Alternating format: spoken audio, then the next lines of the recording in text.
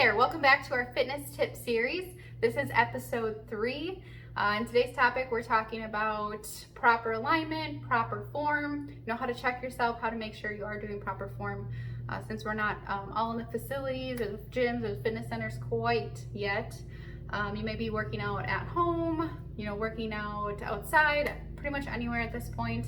Even if you are going back to the facility or a gym, you're getting back into your routine, you haven't lifted super heavy in a while, you haven't done a move in a while, this is going to be super helpful so you're not just diving right back in at the weight that you ended at before all of this happened. So hopefully these tips help you keep you safe, keep you strong, or get you strong. And honestly, having that correct form can make or break your training goals or cause injury. So hopefully, again, you find these pretty helpful. So we'll start with tip number 1. You want to start out simple. You want to start out body weight. Pretty much getting that foundation of a move before you advance into your routine is important. Like I said, you might be going back and you haven't done a move for a while, or you've never done a move before in a while. You've seen it before, you've always wanted to try it. You can't just go into, for example, let's use a squat. It's going to be hard to go into the power rack and put a barbell on your shoulders and do 100-pound squats right away with perfect alignment. It's going to take some time, some repetitions to get some muscle memory within the muscles that you're using for a squat specifically.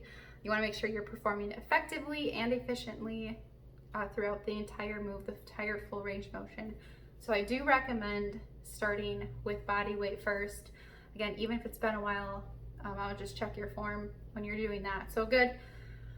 There's lots of things to pay attention to, your joints, your positioning, and I'll kind of explain some cueing. If we're, like I said, I was talking about a squat. So when you're doing a squat, you want your feet to be hip width apart. Your toes are facing forward. You're going to sink back into your hips or into your glutes and keep your chest lifted, making sure your knees don't go over your toes. You want your chin lifted, you want it tucked or lifted too high, you want it parallel with the floor. There's so much there. Make sure your core is engaged. You want to make sure, muscles that you're utilizing. This is all just for a body weight squat.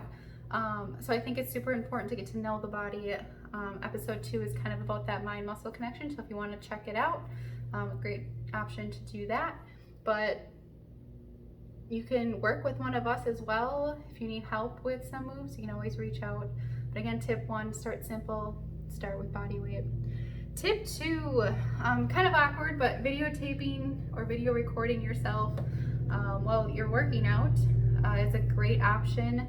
I understand you have a lot on your plate. That's one thing you want to do is go back and look at what you're doing. But again, if you really want to move forward in your fitness routine and your training plan, this is a great tip to utilize until you have a full-length mirror. That's definitely your next tip. Also, you can always reach out to myself. We could play it back. I could help with any questions you have. I can look that over and provide some more cueing. I can watch you as long as you have the technology. Virtual is crazy things these days, so that is always an option. So yeah, standing in front of a mirror is tip 2.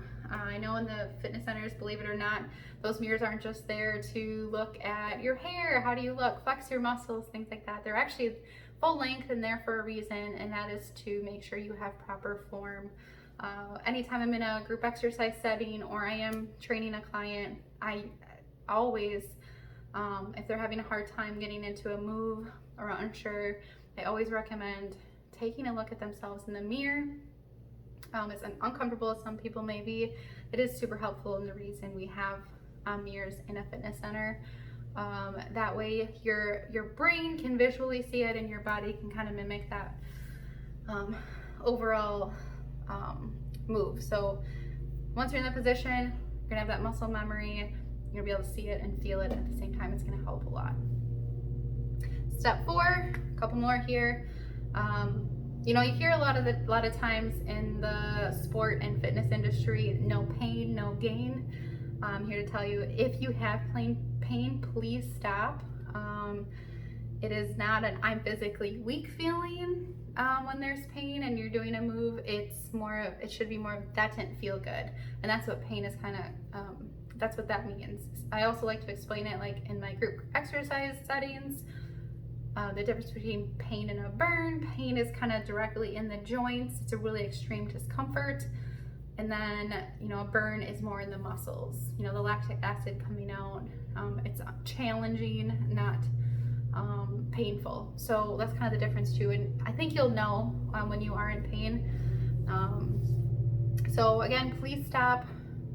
Work with a trainer or work with someone who's certified and really knows positioning and the muscle in the body to help you get into proper form, get your form looked at.